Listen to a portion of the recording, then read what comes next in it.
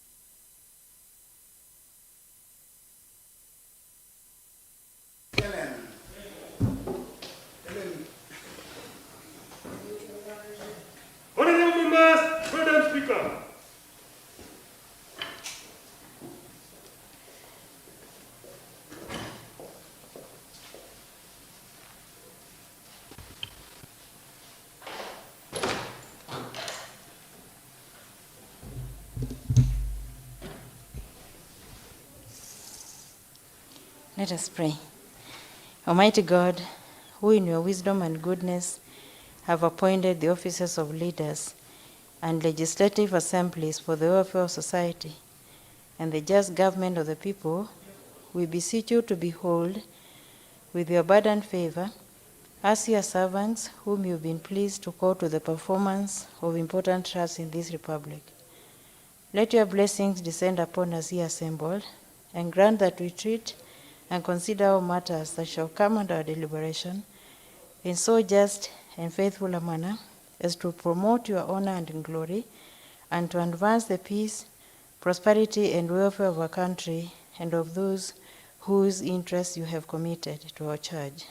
Amen.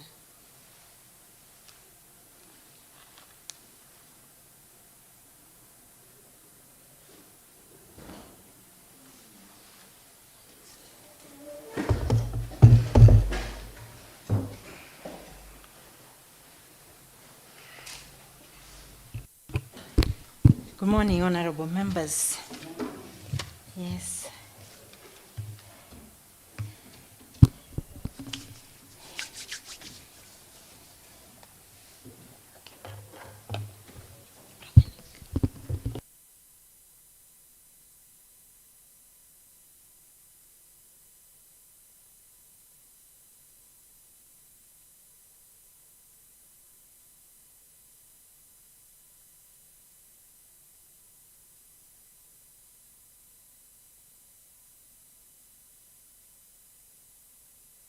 See what is membership in the extended sitting through the handset, through the ABU.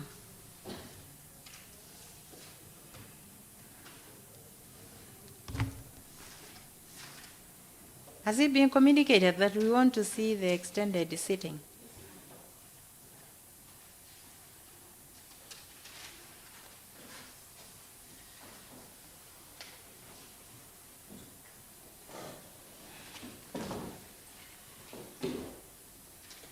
It's taking too long?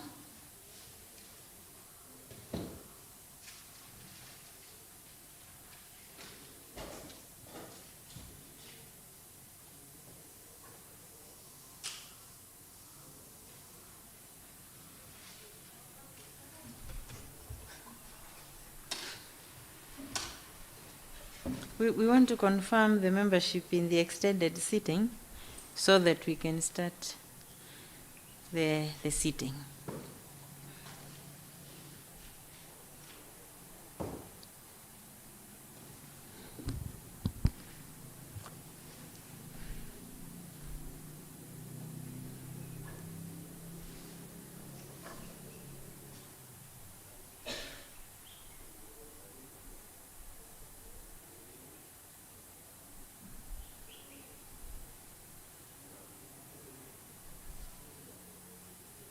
Sergeant at Arms, we're talking to the person who is seated behind that screen. Is it that the ABU is not working? Then they can let us know.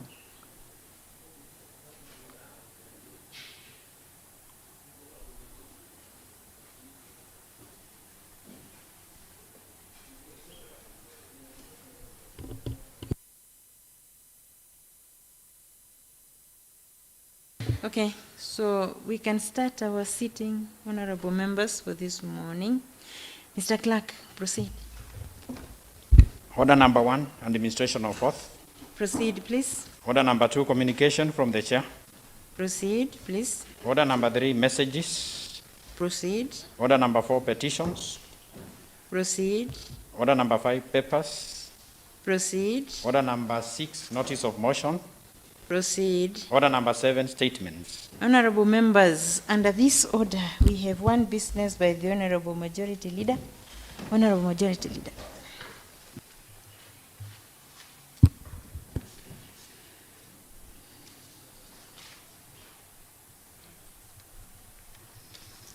Thank you, Honorable Speaker. Honorable Speaker, the House Business Committee met today, 1st in December 2020, to prioritize business for the House as forwarded by the committees and the honorable members pursuant to the provisions of the Standing Order number 151, Article 5, the committee reviewed business balloted for first in December 2020 as reported on 24th November 2020, as some of the business balloted for that day was not transacted. The committee prioritized business as follows. Tuesday morning, 1st December 2020, 10 a.m., the Machakos County Village Polytechnic Bill 2019 by Honorable Daniel Kilo, Chairperson, Education Committee. Second reading, continuation of debate. B, the Machakos County Health Services Bill 2019 by Honorable Cosmas Masesi, Chairperson, Health and Emergency Services Committee. Second reading. On Tuesday afternoon, 1st December 2020, at 2:30 p.m., the Machakos County Health Services Bill 2019 by Honorable Cosmas Masesi, Chairperson, Health and Emergency Services Committee. Second reading. Continuation of debate. On Tuesday morning, 8th December 2020 at 10 a.m., the Machakos County Cooperative Development Enterprise Fund, Bill number 19, Bill 2019, Committee of the Whole House, and the third reading by Honorable Moses Meta, Chairperson, Agriculture Committee.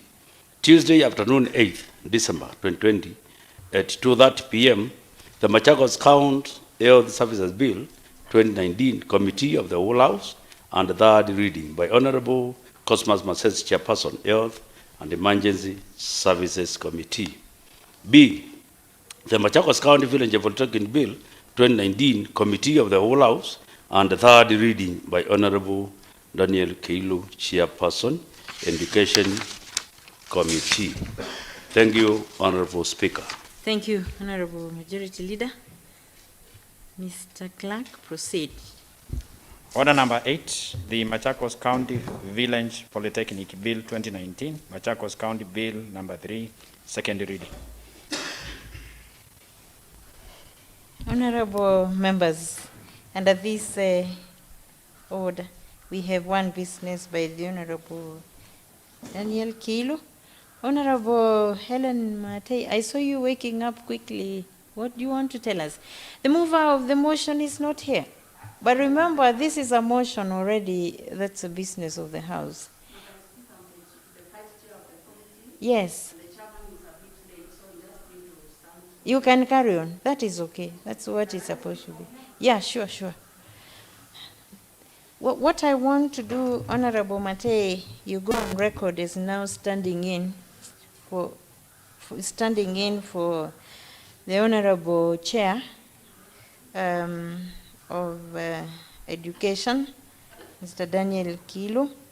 And just to remind ourselves, we had the report read the last time, so we want to start the debate now. But it's important that the chair, that is Honorable Matei now, give some short brief to the members, if you're in a position, so that we can now start the debate. If you feel that we go by what was read, then we just start the debate.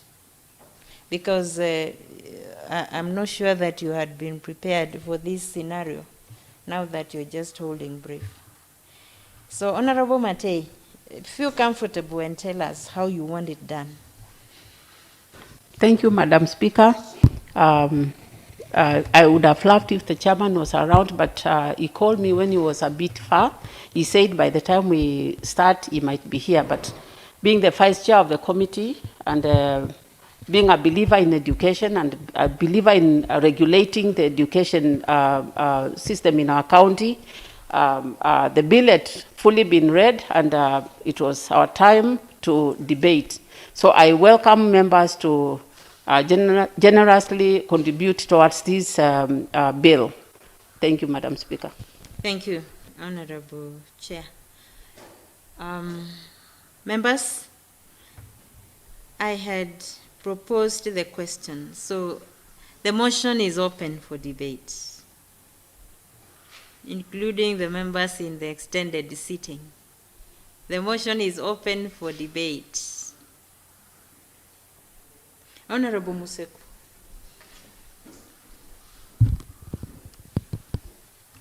Thank you, Madam Speaker, for giving me this opportunity. My name is Paul Museku. I represent the great people of Momboni North. Madam Speaker, first and foremost, I would like to congratulate the Chair, Committee of Education, for this bill, which is very timely and which is coming at a time when, Madam Speaker, this country is in dire need of polytechnics to train our youth. Madam Speaker, if you look at the bill as it is, it aims at ensuring that we do have a village polytechnic in each and every ward so that we can be able to cater for the needs of our youth. Madam Speaker, gone are the times when we used to have white-collar jobs. Today, Madam Speaker, the number of students who are coming out qualified with certificate education level in Class 8 and also qualified with certificate level in Form 4 is alarming. We have a very high number of students coming out every year, close to 300,000 students coming out every year, and there is no such job creation which is going on in the economy. Madam Speaker, this has been worsened by the current situation on COVID-19, which has deprived this country of economic growth, Madam Speaker, and the world at large. It is against that backdrop, Madam Speaker, that I would like to thank the committee and their members for having thought of coming out with this bill, which will ensure that we have a polytechnic in each ward to be able to cater for the needs of our students who are coming out from the secondary education and primary education. Madam Speaker, today, in today's world, it is only those people who have got a skill in their brain who are going to be able to move forward. Madam Speaker, if you do not have a skill, today, somebody who qualifies from the university, if I may but give an example, with a degree in history and sociology, and somebody who qualifies from a polytechnic with a certificate in plumbing, the person who is bound to make money quickly and fast is the person from the village polytechnic who has got a certificate in plumbing. Because I do not really know how I'm going to be. For example, I have money in my pocket. For me to be able to give you that money, and you have a degree in history and sociology, I don't know whether I'm going to ask you whether about Zinjanthropus or something like that. But somebody who has got a degree in plumbing, a certificate in plumbing, they can be able to come and do plumbing in my house. They can be able to come and, if they've got a certificate in electrical engineering, they can be able to do electrical engineering in my house. And therefore, such skills as have been created by this bill, such schools as are being created by this bill, vocational institutions, are going to be able to equip our students, or our little ones, with these life-sustaining necessary skills. And therefore, I would like to thank the committee and tell them that the bill is well thought of, and indeed request the House to approve this bill so that we can be able to give our youth the chance they deserve in ensuring that they can be able to make a living for themselves. Thank you, Madam Speaker. Thank you. Thank you. Just a moment, Honorable Majority, Minority, and members. I remember when we were reading the bill that time, I can see at least the members are now remembering what was read. We appreciate what Honorable Museku has stated. But when we were reading the bill, I just wanted to ask you members, every legislation you pass, make sure that you don't let your powers go. You don't legislate away your powers. And you need to look at part 6 where they are talking of regulations by the executive committee member. And this usually is a subsidiary legislation, but the approval of the assembly must always be there. I noted that, just in case we tend to forget. Remember? Every legislation, make sure that you create your mandate. You remind people of your mandate. Don't let it go, so that you remain relevant. And because you're exercising your powers, there's a communication I'll be doing later in the afternoon, and it still touches on the exercise of your powers. So this is one thing that I noted as we were reading. Then the issue of public participation, I think, members, it was well done. We commend the committee. There was quite a robust public participation, because quite a number of input from people in the education sector and stakeholders, they made important input. So public participation is another thing. As an assembly, you need to make sure that the public does not just talk, then you leave them there. Let them see their input coming into the legislation that you're passing. That is the other point I want to draw to you on this. Otherwise, the rest is normal. When you talk of removal of a committee member for misconduct, please, it is never misconduct. You know, if you look at me badly with these eyes, that's misconduct, but it's not gross. So you talk of gross misconduct is what would lead somebody to be removed from a public office. Those are some of the things that at the committee of the whole, Mr. Chair of Chairs, you may need to look at to just do this very important legislation, so that we have relatively watertight legislation that is going to see the county far on and we said it's not village polytechnics. We said it's what? Vocational training. Let's forget about village polytechnics. It's a demeaning name. Yeah, going forward, we want to make our youth interested in joining these vocational trainings. And I did history, by the way, and my degree is important. You get what I'm saying? Yes. Mheshimiwa Museku gave an analogy of a historian and somebody who has done plumbing. I agree. I agree. But it's okay. So that's with a light touch. So we can go on. Majority leader, then minority leader. I'll come to you, members. Thank you, Madam Speaker, for giving me this chance to also put a few comments on the bill. Madam Speaker, first of all, let me applaud and appreciate the Committee of Education for the job well done. Honourable Speaker, let me say the vocational trainings, formerly village polytechnics, are actually the most neglected in our counties. Because, Honourable Speaker, when we started talking about degrees, most of our kids started thinking about the polytechnics or the vocational training schools are useless.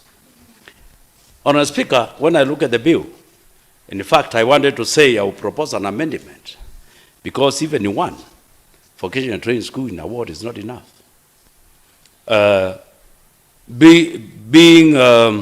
Looking at the population in our areas, and also the most of the younger people who are coming out of the schools. Honourable Speaker, let me say, I'm a contractor and I'm dealing with the Hudsons. And Madam Speaker, today as we are speaking, I was even calling my site agent. We are trying to look for the people who have done carpentry, because we need about 20. They are not there. Reason, we have neglected our vocational training schools. Let me say, even the EPZ, even the Konza City, which falls in my area, I have chances of plumbers and the Hudsons, Honourable Speaker, masons, with a certificate. And they are paying 65,000 a month. I cannot get even more than 2. Honourable Speaker, this shows us where we lost.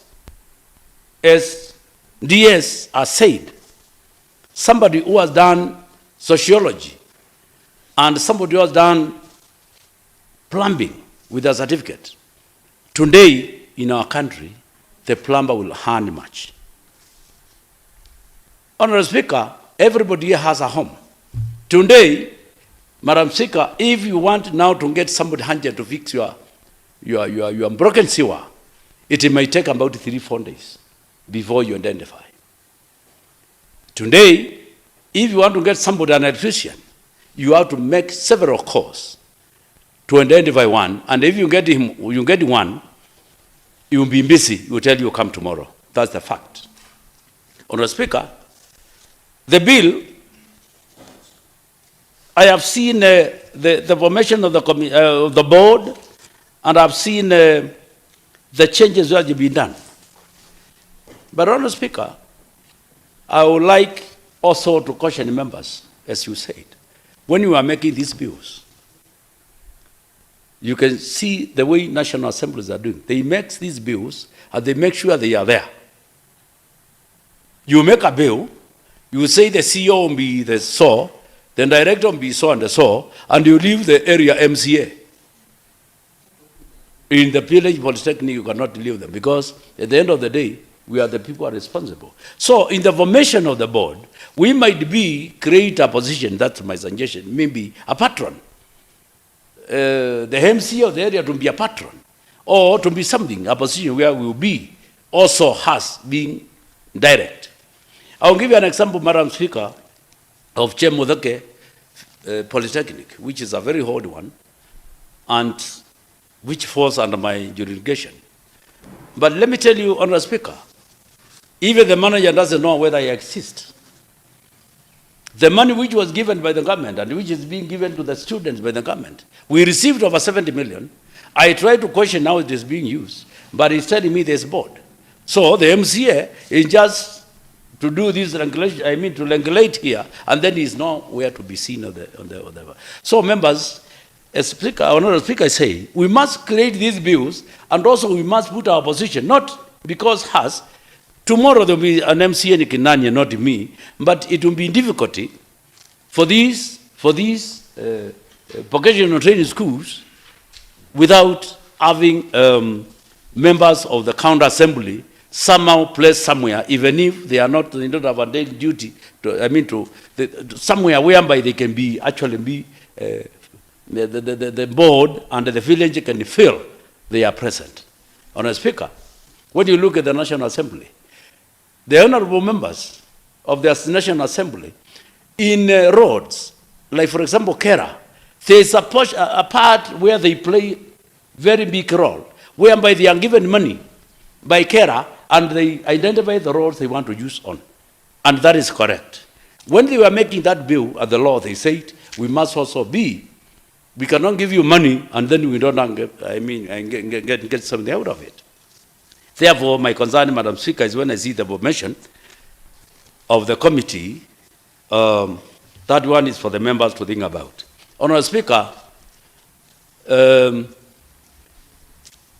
village political, the vocational training schools, we need also as leaders to sensitize our people. My son, your daughter. It is not a bad thing to go to be a mechanic. It is not a bad thing to be a mason. And I appeal, Honourable Speaker, in this House, if somebody has got carpenter, I need about 4. And I need also masons, about 10. If somebody has, he can contact me, Madam Speaker. Why am I saying so? Because these people with the certificates are not there. We don't have. And our lifestyle is changing, that we want everything to be done the correct way and the way we live. Honourable Speaker, the other issue on the bill I would like also to contribute is when you call them vocational training schools, we must also engage the boards and also the committee for them to come with modern trainings, not the whole way of training our people. We need, for example, our cars today are fully computerized. A mechanic of 1984 or 1990 cannot repair a car today because it's being, the computer analyze all the problems of the car. Therefore, we should also get involved in this. Also, when we talk about plumbing, let us not forget, go for the whole systems. We have pressure piping systems which are being done today. So we need also, when we create this bill, we also need to put that there should be also training for the managers of these polytechnics, Honourable Speaker. And as I finish, Honourable Speaker, we need to fast track this bill and make sure we have those polytechnics before even this assembly expires. Our term, we must leave the legacy of saying we have put every ward a polytechnic or two. It is very important, Madam Speaker. So the bill is good, and I support the bill. Thank you, Honourable Speaker. Thank you. Thank you, Honorable Majority Leader. The idea of fast tracking is proper. We will be going on recess on 15th of December, but before we go, we must finish with this bill. Okay? So that now you will start thinking of where to get the monies to start those, or to revamp those which are already existing and to start those which are not started. Honorable Minority Leader Kamitu. Thank you very much, Honorable Speaker. I'm Alex Kamitu, MCA Talaud, and leader of minority in this Honorable House. Madam Speaker, one thing I would like to applaud our committee for the hard work they have done. They have come up with a bill that is very important in regard to the now, not the village polytechnic, but it should be promoted to a vocational training.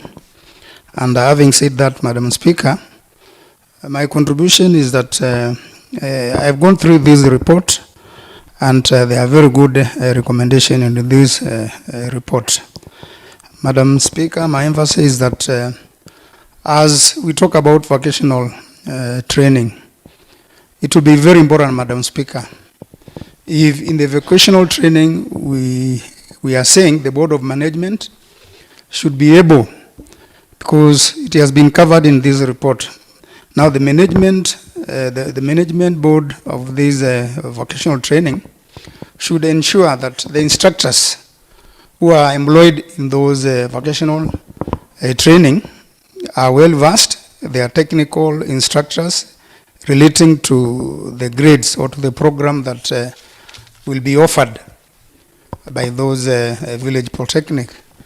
Again, Madam Speaker, in this report, I have also seen that they are also aware about inclusiveness in regard to people with disabilities. It's a very good report, Madam Speaker. It is covering.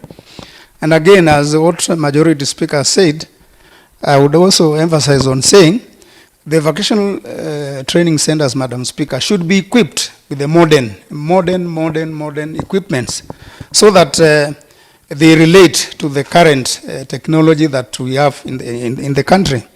Otherwise, Madam Speaker, also, our emphasis should also, as legislators, we should also ensure that the executive also collaborates with the national government in regard to funding, in regard to such issues that when we collaborate, when we partner, it means more funding will come through the national government to the counties, and thereafter to the vocational centers.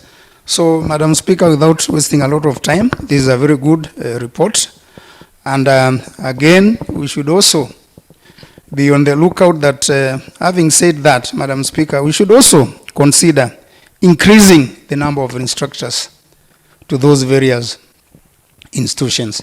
Otherwise, thank you very much. This is a very good bill, and we should all come out to support it. Thank you, Madam Speaker. Thank you, Honorable Kamitu.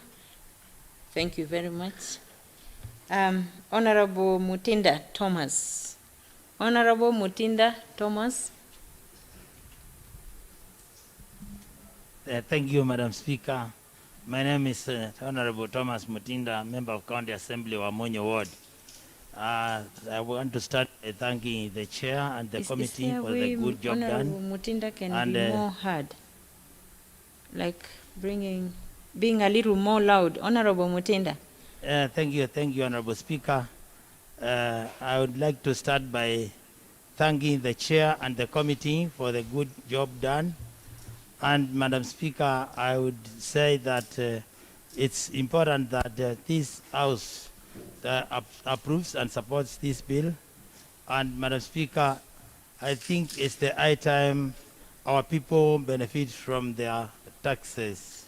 Madam Speaker, white-collar jobs are normal, and now we are at this time that we need to have our people having skills. And Madam Speaker, I think this is the way to go, and I think it's important that funding of the village polytechnics through our bursaries can support the polytechnics so that they move forward and they don't have challenges in finances. As it is now, you'll find some wards have one village polytechnic, and others have none, and others have two. But we should try to see that every ward has 2 or 3 or more village polytechnics, Madam Speaker, so that our people can benefit from learning these skills. Madam Speaker, I think it's the high time we support our people, and currently it's important that our people have skills which they can show. If you find a contractor, he might be in need of people who are going to work. But most of who are there have just learned through the job, but they have never had the opportunity to have a certificate. So it's important that they are trained to have something to show. The other thing in support of these polytechnics is through our county government, Madam Speaker, to donate vehicles and computers and other necessary equipments to the village polytechnics, which are modern and can support our students. It has been a challenge because in most polytechnics, you find that the vehicles we have are of the 1970s and 1980s. But if we donate as a county government the modern vehicles, then our children will have a hands-on knowledge on the modern day technology. So that's the way I would wish that this assembly supports that. Any support to the village polytechnic comes through the donations instead of disposing our vehicles at the prices of 100 or 200,000. You find that, Madam Speaker, we can donate and they would be of more help to our people. So I think, Madam Speaker, it's important that this assembly supports the polytechnics and also ensures that bursaries can be channeled to the village polytechnics to have them have a financial good standing. So with the few, I support, Madam Speaker. Thank you. Thank you. Thank you very much, Honorable Mutinda. Honorable members, and in particular, Honorable Matei and Honorable Kamulu, and others who, Honorable Angela too, Honorable Katumo, those who are in the education or have some relation with education, I think you also need to think about this particular bill when it comes to the committee of the whole on how the assembly or the county government can assist in creating civic education amongst the public on the importance of vocational training. This has a reason because I know there are very many fundis out there. Every time you start a construction site, you get requests, Honorable Kaloki, for employment, but none of them have the certificates. And NCA, to get that NCA, you need to give their certificates.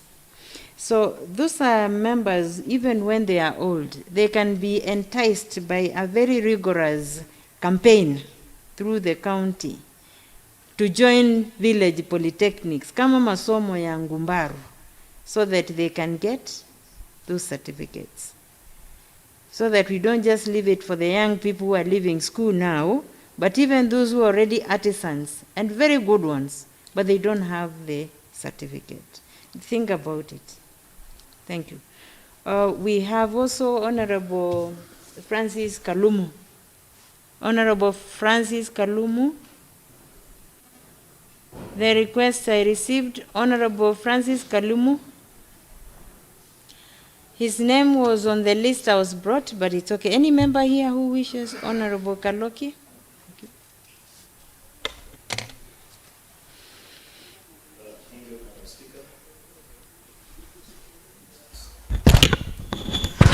Thank you, Madam Speaker. My name is Honorable Titus Kusia Kaloki, representing the people of Kangundo West Ward. I want to stand here, I'm standing here to support the vocational training center's motion. I think it's a very good idea and quite timely, as you've just said. We have so many youths who are unemployed, so many youths, even elderly people who completed Form 4, others have been retrenched from some institutions. They have no certificates at all. What I would want to urge the county government is to look for ways and means of sourcing for funding to support our polytechnics, either from within the government or from our international partners or any other partner who is willing to partner with us. If you go to the Western world, you find that polytechnics are the most sought after institutions because they give what we call hands-on experience, and especially when it comes to the real expertise of our people, say carpenters, masonry. These are the people who are involved in the real and the actual work. As you've just put it, Madam Speaker, we need to sensitize our people. Actually, that's what I wanted to say. About 10, 15 years ago, polytechnics were associated with failures. If you fail in class 7 or class 8, you'd be told now that you cannot proceed to high school. We'll take you to the village polytechnic. They are no longer village polytechnics. They are vocational training centers where even the Form 4 leavers, even university graduates, say a graduate who has never found a good employment since leaving university, they can still do a diploma, a Kenya National Examinations Council diploma with a polytechnic and be employed as what we call building supervisors.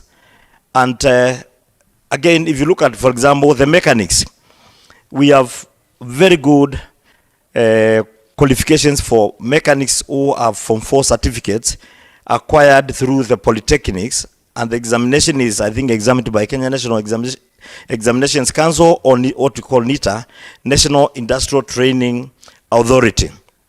These are certificates which are internationally recognized, which can be used anywhere in the within the Republic of Kenya and outside the Republic of Kenya. Finally, I want to say this. I want to give an example of where we come from, especially Ukambani.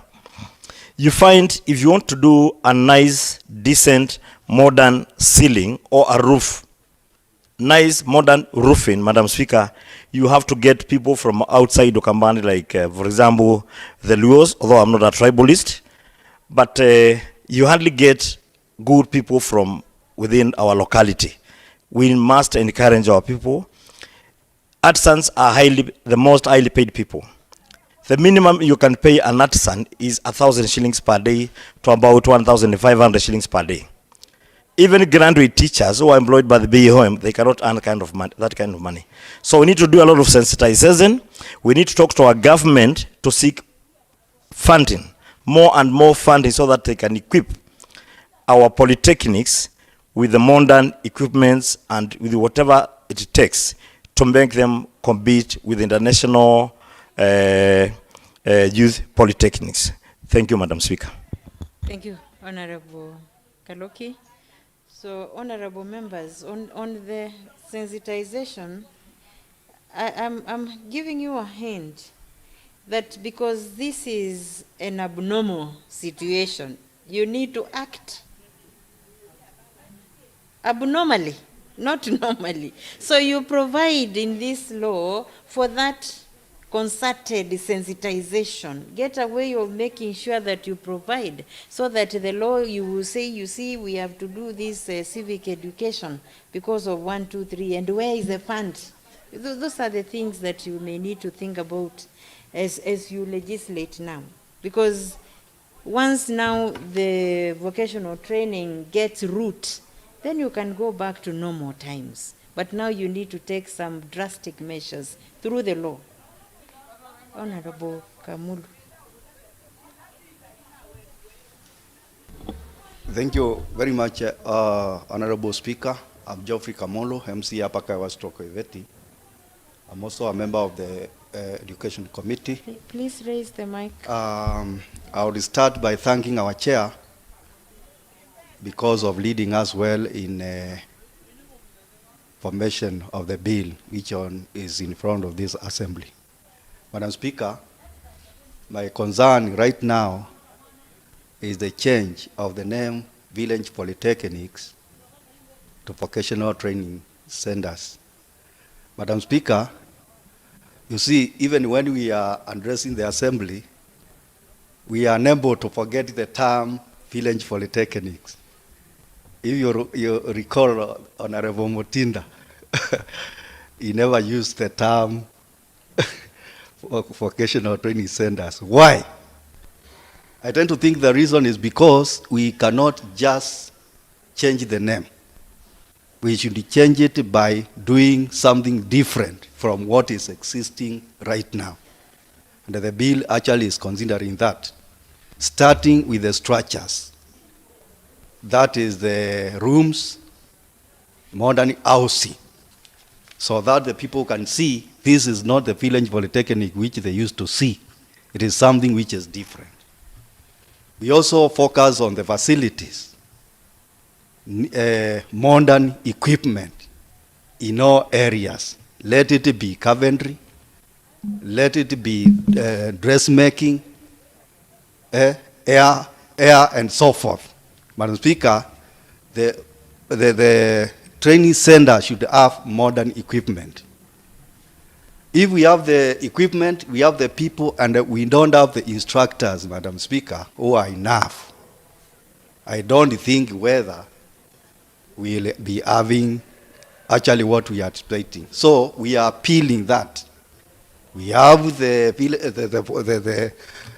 modern vocational training centers with adequate trainers, instructors, enough and well passed with what they are supposed to do. Because some of the schools, Madam Speaker, you can have somebody who is an agriculture-oriented skill being the manager of that vocational training centers. And I have an example of one within my ward, Chamwe Vocational Training Center. The manager is there. He is passed on agricultural issues, yet he is the manager. So we should have somebody who is oriented to that system. Madam Speaker, my final concern is through the contribution made by our leader of majority that we can isolate ourselves when we are legislating, yet we keep ourselves off. Honorable members, through the Speaker, you will notice that most of the vocational training centers, we have issues of management. If I go there and I am not properly supposed to go there, I will be a foreigner. But if the bill empowers us to participate in the board in one way or other, I think we will be oversighting in the right way when we are inside, but not outside. So as a committee, according to the advice given to us through the Speaker, if that opportunity arises, actually we have to look at that one very keenly, because unless we are careful, it will be like the BBI which we are supporting, Madam Speaker, although that one is not within the current speech. Now is that on the table? Madam Honorable, Speaker, I'm told you are going to have a kamukunji tomorrow. I'm saying, Madam Speaker, I'm not saying You're anything. giving an example. It's just an example. I'm not opposing or supporting. I'm just giving an example in relation to what we are doing. We are in the assembly, for example. Half of us do not have degrees, and the BBI is kicking us, some of us home, and we support, and we go home. So you see, we have to be very keen in looking at these things. Like the vocational training centers, let us not keep ourselves off, because our presence in the ward, the MCS, we will be fighting to have the best vocational training centers within our region. When we are participating the same, we shall be able to identify and get the problems, the challenges which are there. Then we pause them in the assembly so that it can be legislated for the better. So, Madam Speaker, that is my contribution. I thank actually our chair because he led us very well. Thank you, Madam Speaker. Thank you. Okay, the mover of the motion to reply, Honorable Matei.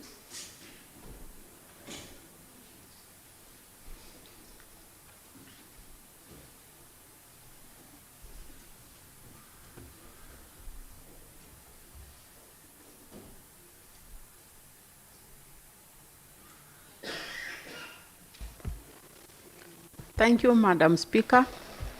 First and foremost, I wish to thank our chair and the entire Education Committee for the number of hours they have put in this bill.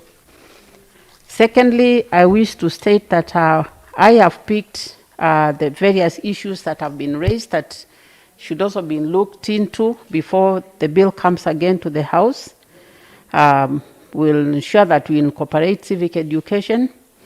We'll look at the wording, the legal wording, as Madam Speaker has guided us, as misconduct and the conduct. We shall also review the naming from Village Polytechnic, which demeans the entire thing to vocational centers. And finally, as a member of the committee, I would like to state that currently, I think in the county, we have got about 38 polytechnics. They are all in very deplorable status or state, and this is because there was lack of a regulation. Now, the Committee on Education, as through the chair, has seen the need to come up with a regulation, and we pray that this regulation is going now to ensure that we don't have rogue investors in the education docket in our county, just providing buildings with no proper regulation. So, members, I would like to thank you very much for your contributions. We have heard you, and we thank you. I thank you very much. Thank you, Honorable Matei.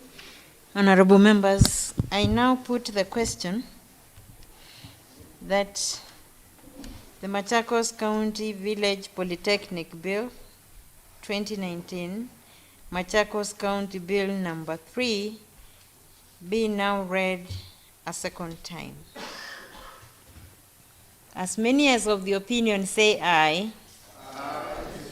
As many as of the contrary opinion say nay. The ayes have it. Honorable members, the bill having passed the second reading, it stands automatically committed to the Committee of the Whole House, and the House Business Committee will do the needful, because as we agreed, we will need to finalize it before you go on recess in this session. Thank you. Mr. Clerk? Sorry, Mr. Clerk, yes, you read the second short title. The Machakos County Village Polytechnic Bill 2019. Machakos County Bills. Order number 9, the Machakos County Health Services Bill 2019, Machakos County Bill number 4, second reading. Mr. Mutisia, just go back and read the short title. There's some bit of it in brackets so that you realize it. The Machakos County Village Polytechnic Bill 2019, Machakos County Bill number 3. Thank you. Next order.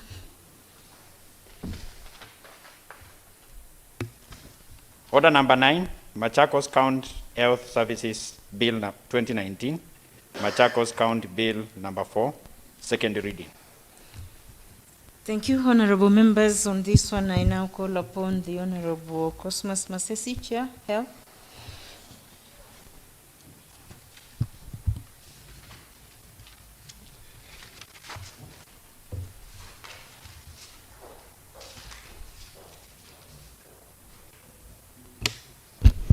Thank you, Madam Speaker. My name is Honorable Cosmas Masesi. I would like to do the second reading of the health bill, Madam Speaker. Honorable Speaker, pursuant to standing order number 121-1, I beg to move the motion that the Machakos County Health Services Bill 2019, that is Machakos County Bills number 4 of 2019, be now read a second time. Thank you, Madam Speaker.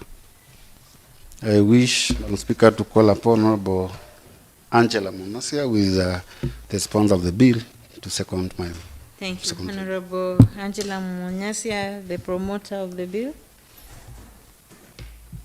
Thank you, Madam Speaker. My name is Angela Munyasia, nominated by Wiper Democratic Movement. I stand to second the bill. Thank you. Thank you very much. Mr. Chairman.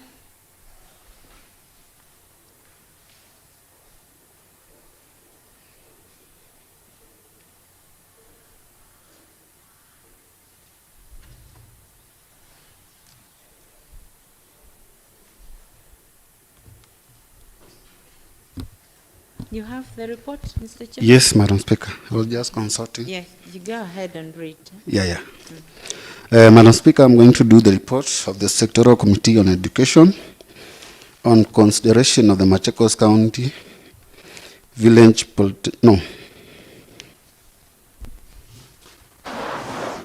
Health Bill.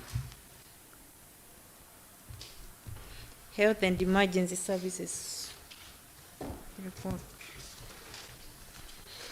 Any member who has it, you can give the chair. Thank you, Mr. Speaker. Is a report on the Machakos County Health Services Bill 2019 by the Emergency and by Health and Emergency Services Committee. Madam Speaker, I'll start with the introduction, 1.1, previous. Honorable Speaker, Article 185, 1 and 2 of the Constitution of Kenya 2010 provides that 1. The legislative authority of a county is vested in and exercised by its county assembly. 2.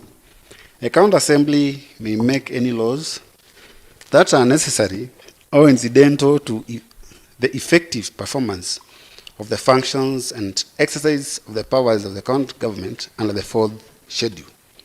Further, Section 21(1) of the County Government Act 2012 stipulates that the county assembly shall exercise its legislative power through bills passed by the county assembly and ascended to by the governor. Roman 1.2, Committee Mandate. Honorable Speaker, the Health and Emergency Committee is established as per Standing Order number 190 under the second schedule that underlines the functions of the committee to include all matters related to county health services, including in particular county health facilities and pharmacies, ambulance services, promotion of primary health care, licensing and control of undertakings that sell food to the public, cemeteries, funeral parlors and crematoria, and refuse dams and solid waste disposal, that is firefighting services and disaster management. Further Standing Order number 195C stipulates that the functions of the sectoral committees shall be to study and review all county legislation referred to it. 1.3 Committee Membership. Honorable Speaker, the Health and Emergency Services Committee is currently constituted, comprises of the following honorable members. Honorable Cosmas Masesi, Chairperson. Honorable Pauline Mongoti, Vice Chair. Honorable Joanna Munyao, Member. Honorable Anastasia Mutuku, Member.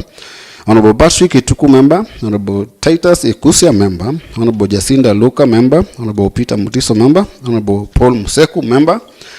Honorable Anthony Molu, Member. Honorable Talik Mulatka, Member. Honorable Winfred Mutua, Member. And lastly, Honorable Daniel Mbevi, Member. Madam Speaker, 2.0, consideration of the Machakos County Health Services Bill 2020. 2.1, introduction of the bill.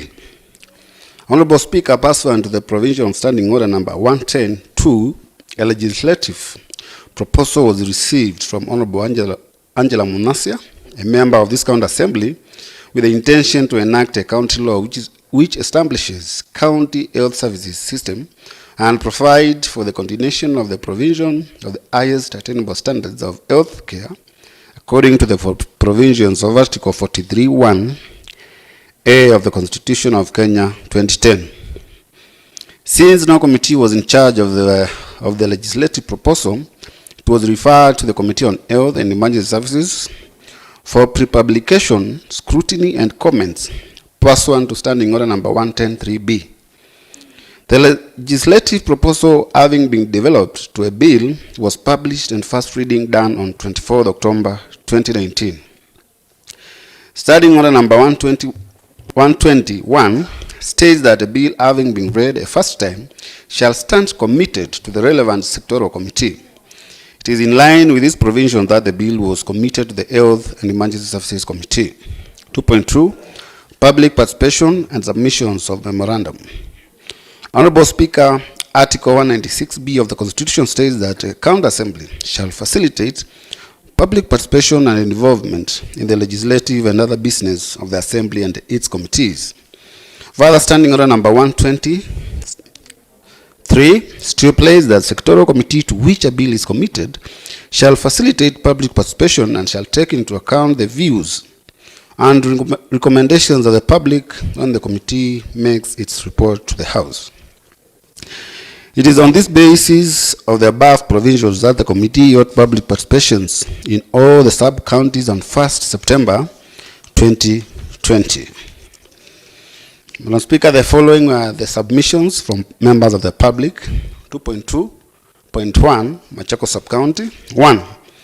The current setting of the Department of Health is that there are more than 9 directors, and hence the need to be specific on the director who shall be the secretary in the Health Service Committee under Clause 4.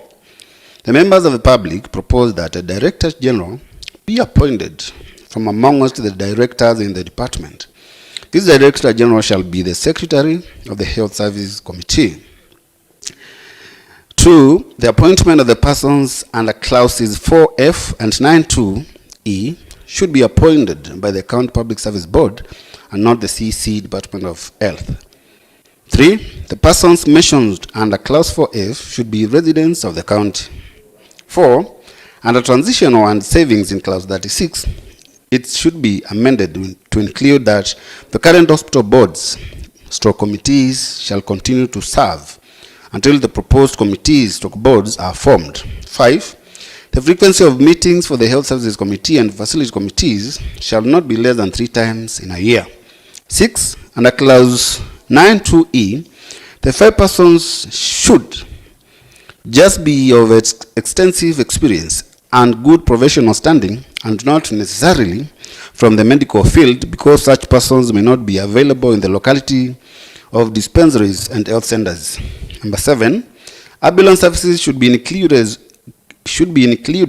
as part of emergency treatment under Clause 14.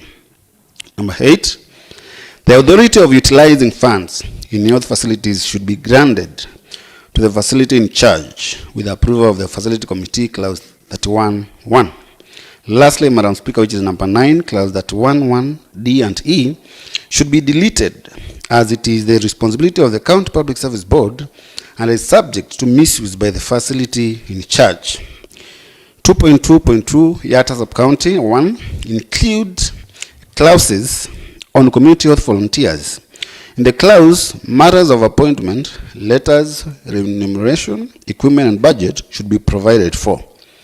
Number 2, in clause 7, include a sub-county health services committee comprising of a director, nurses, head of units, and nutritionists.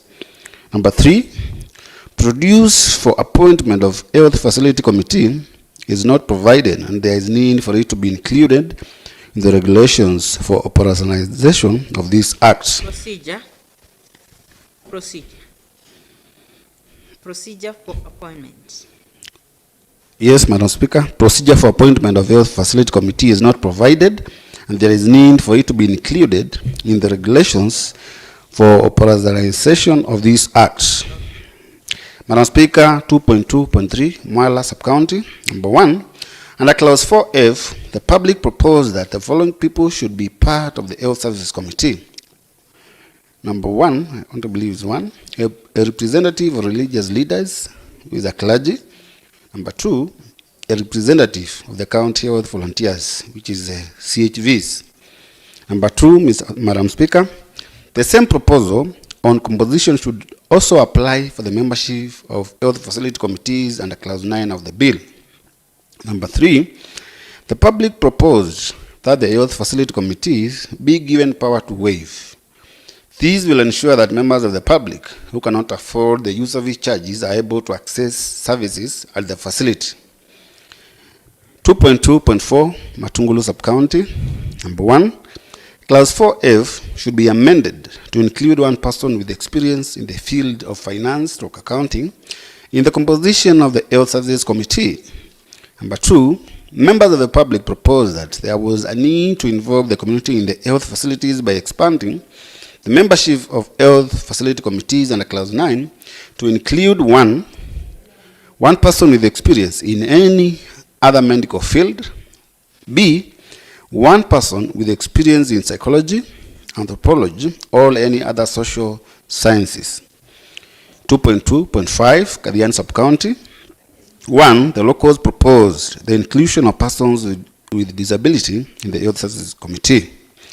2, on emergency treatment, the locals proposed to have a punishment of imprisonment up to 5 years to a healthcare provider who refuses to offer emergency medical treatment to a patient. 2.2.6, Mavoko Sub-County. Number 1, the public proposes that the health services committee under clause 4 should not be chaired by the CCM, Department of Health, or the chief officer, but an independent person competitively appointed by the County Public Service Board. Number 2, under clause 4F, the public proposed that the following people should be part of the membership of the health service committee. 4, that is maybe this is coming as one of submissions. Number 2, a representative of the business community. Number 2, a representative of religious leaders, that is clergy. 3, a representative of the county health volunteers. And 4, a representative of marginalized groups. 2.2.7, Masinga Sub-County. 1, on clause 4, the public proposed that the membership of the health services committee should include a representative of the marginalized groups and persons from the professionalism like human resource. Number 2, further, the health services committee under clause 4 should be decentralized to sub-county level since different sub-counties have different needs. 2.2.8, Kangutu Sub-County. Number 1, the bill should provide for the procedure of removal of a committee member, that is a member of the health services committee and health facility committees. 2, the bill should include a provision to recognize the community health volunteers. Madam Speaker, the committee also received written memoranda from the public and organizations as follows. 1, we have Health Rights Advocacy Forum, Machakos, proposed the following.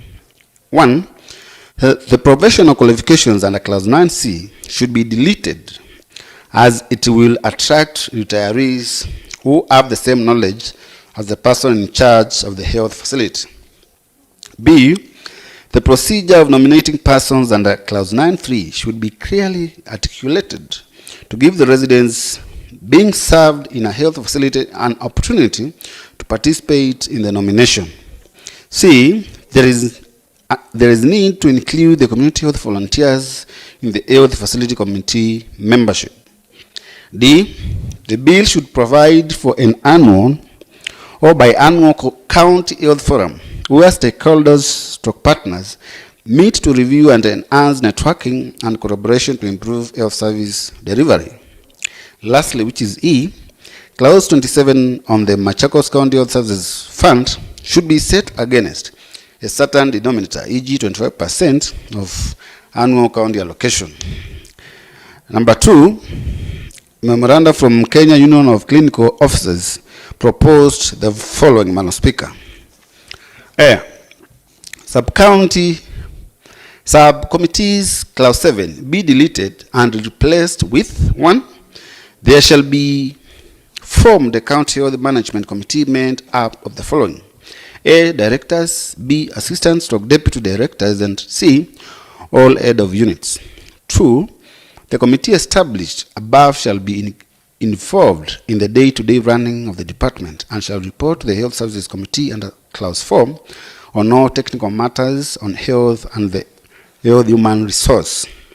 The creation of this committee in the law shall ensure smooth transition because currently we have directors serving and not factored anywhere in the proposed bill. It will also ensure the technical part of running the department is considered. B, Madam Speaker, clinical officers should be included in the composition of the Health Services Committee under clause 4F since they primarily interact with patients. Lastly, Madam Speaker, clinical officers should be included in the composition of the Health Facility Committee under clause 9.2e for the same reason as above. Madam Speaker, number 3, memorandum from Machakos County Civil Society Network, whom proposed the following. A, the director under clause 4 should not be the chief officer in charge of the public and community outreach. B, the proposed persons under the membership of the Health Service Committee should be citizens of the county who reside in the county and should be nominated by the proposed professional bodies and then appointed by the CC of the Health. C, the memorandum further proposed that the following also be added in the Health Services Committee, which is NGOs, CSOs, private sector, and other non-professional bodies like LSK, teachers, which is NAT and KUPET, etc. D, Madam Speaker, on clause 1, they propose that the levies collected at the health facilities, FIF, to be used locally by the health facility in charge to fill in gaps which have not been covered under the county health facility allocation. That is sub-clause 31, D and E. Should be deleted because those functions are within the mandate of the County Public Service Board. 2.3, proposals from the CCM, Health and Emergency Services. Honorable Speaker, the committee invited the CCM Department of Health and Emergency Services via letter reference number MKSA PSC CC CMM HES volume 2/73 to a meeting held on 27th August 2020 to present his views on the proposed bill. The CCM proposed the following. Number 1, the Health Services Committee established under clause 4 should be changed to Health and Emergency Services Committee to include the aspect of emergency services. Number 2, on the composition of Health Services Committee, the secretary of the committee should be the chief officer responsible for matters relating to health and emergency services and not the director because chief officers are responsible for the implementation of the act in the current situation. Number 3, Madam Speaker, the director is responsible for matters relating to health and emergency services, including medical services, public health, health programs, nursing, administration and finance, pharmacy and diagnostic, and emergency and rescue services, and Hospitality Services should be members of the Health Services Committee because they are responsible for day-to-day running of the health services.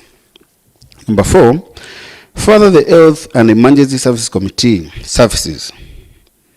Further, the Health and Emergency Committee Service under Clause 4 shall establish a county technical unit aid committee which shall comprise of all directors responsible for health and emergency services, all assistant directors responsible for health and emergency services, and all technical aids of the following units: reproductive, maternal, newborn, child, adolescent health, primary health care, health programs, health information systems, quality assurance, monitoring and evaluation, rehabilitative services.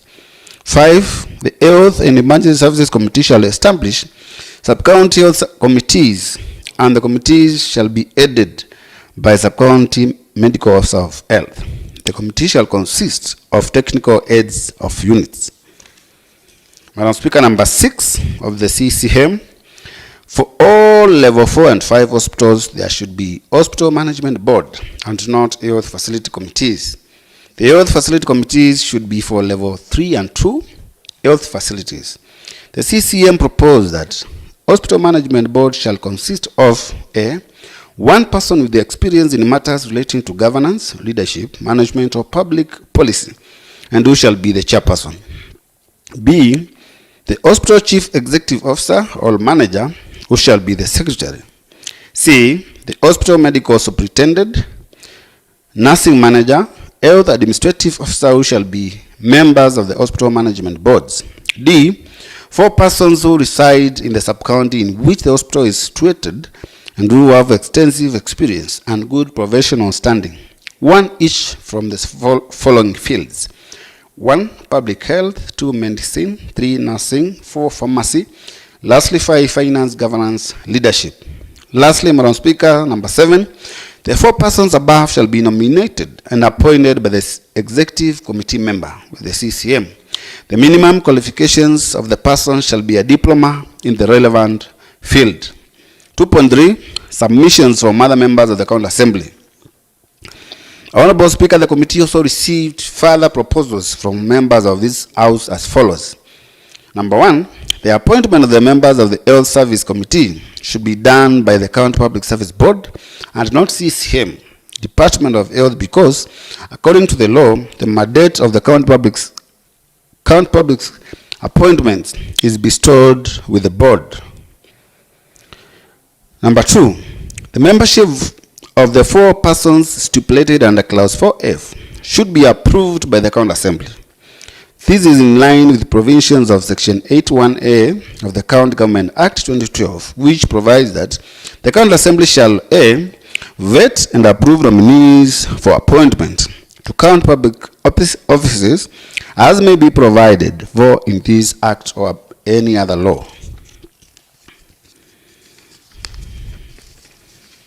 Madam Speaker, number 3, from members of this House, on the composition of the Health Services Committee, the CCM and chief officers should not be members.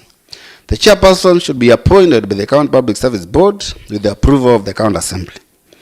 The secretary should be a director appointed from the pool of directors in the Health Department by the County Public Service Board, and he or she shall be the link to the department. This way, the Health Services Committee will work without autonomy and without interference from the Department of Health and Emergency Services. 4, Clause 17C should be deleted because it can be used to deny treatment to persons who are mentally challenged. 5, the clause on the minimum distance from public health facilities to set private health facilities should be deleted because it can be used to deny the public crucial services which are not available in public health facilities. Further, such provisions may contravene with the existing laws like the County Planning Act. Lastly, Madam Speaker, number 6, the membership of the health facility under Clause 9E should be amended to include other provisions because the facility in charge are medical personnel. Madam Speaker, 3.0, Committee Observations. Honorable Speaker, the Health and Emergency Services Committee makes the following observations. 1. The bill proposes in the Health Services Committee that the director shall be an ex-officio member and the secretary of the committee.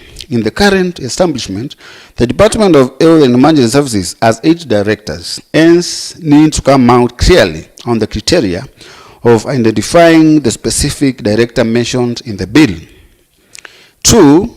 The following consideration should be made when constituting the Health Services Committee under Clause 4F.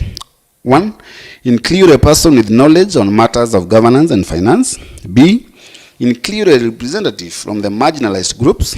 C. Include a person with knowledge in clinical services.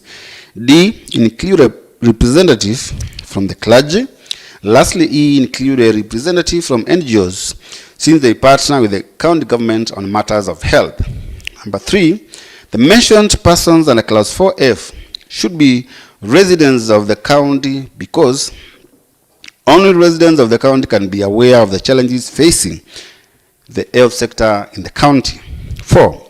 That there is a dire need for the Health Services Committee to be autonomous and to work without the interference from any arm of government.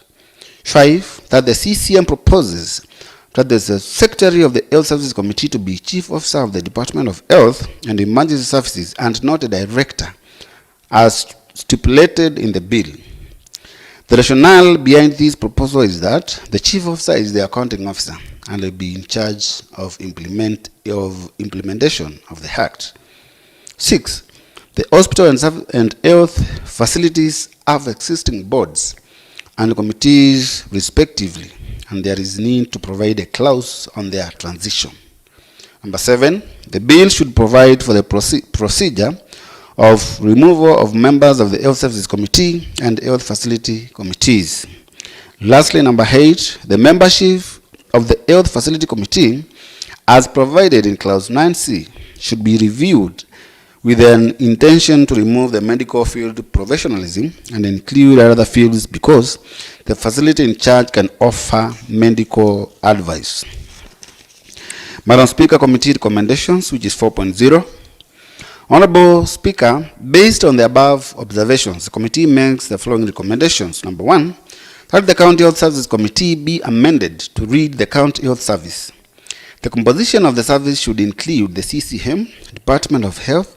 A chief officer should alternatively be appointed by the County Public Service Board and with approval of the County Assembly pursuant to the provisions of Section 8.1 of the County Government Act 2012.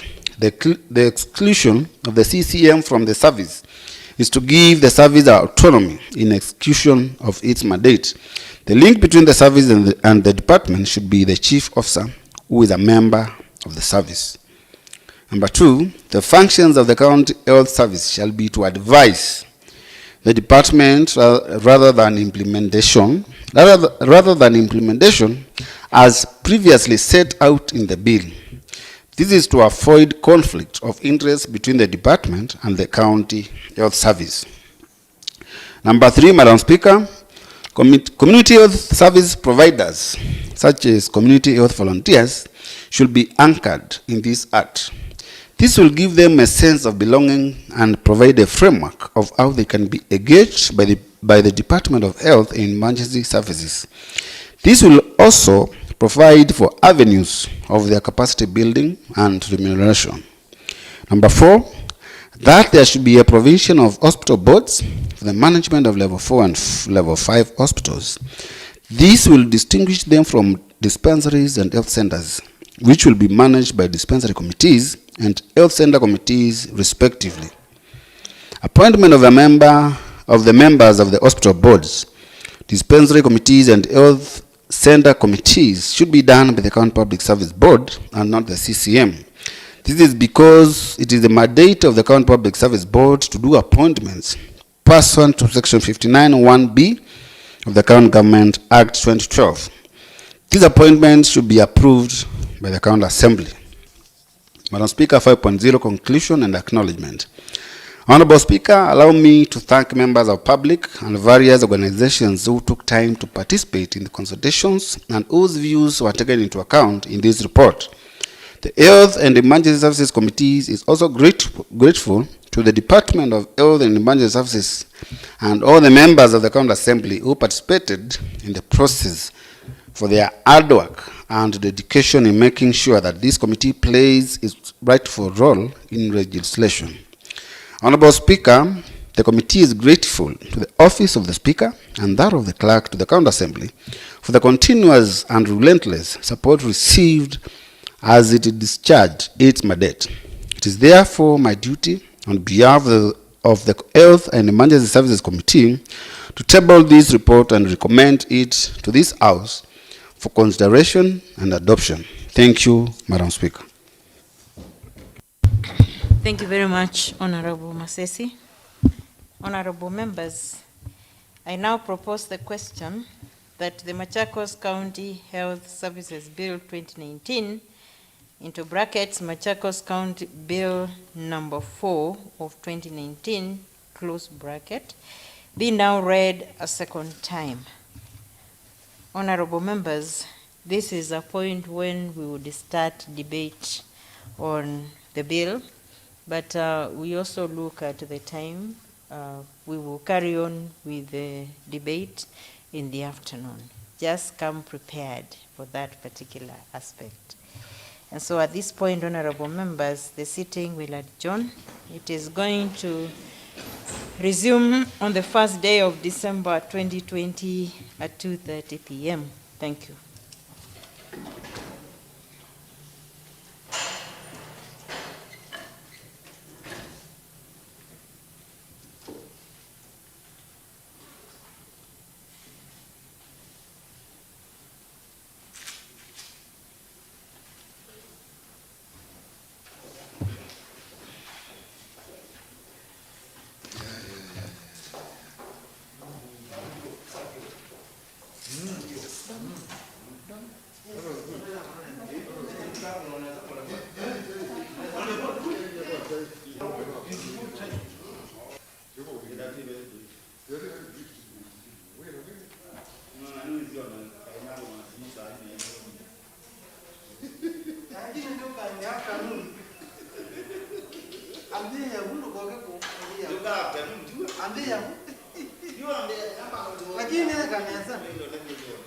I liked that interjection.